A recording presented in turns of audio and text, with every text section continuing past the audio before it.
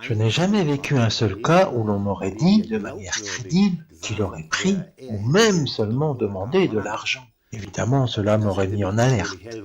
J'ai cependant entendu dire qu'une assiette aurait été sur une table où l'on aurait pu mettre quelque chose. Mais demander ou même exiger, non, jamais. Jamais il n'a pris d'argent. C'était plutôt son entourage qui y veillait. C'est bien dommage de l'avoir accusé de certaines choses qui ne correspondaient pas du tout aux faits. Plus tard, on a beaucoup évoqué dans la presse qu'il aurait pu très bien vivre de ce qu'il recevait.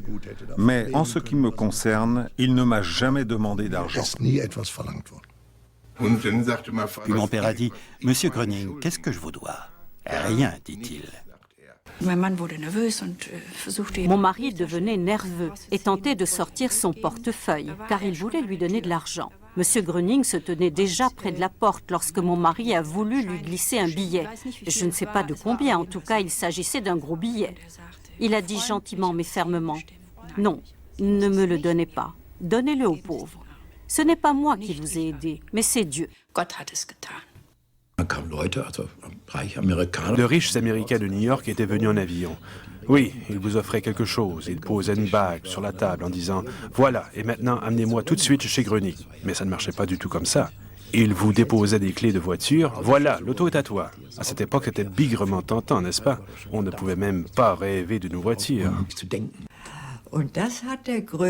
Et Gröning l'a dit un jour, celui qui a reçu ce don, c'est un don de Dieu, ne doit pas en faire du commerce. À partir du moment où j'accepte de l'argent, ce don disparaît. C'est une loi cosmique. Celui qui réclame de l'argent pour le don que Dieu lui a donné voit sa force diminuer et le don lui est enlevé.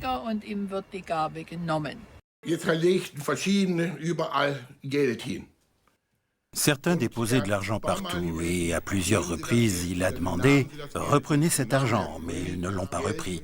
Alors M. Gröning a ramassé l'argent et l'a mis dans la poche d'une femme. Comme on l'a appris plus tard, il s'agissait d'une veuve de guerre très pauvre.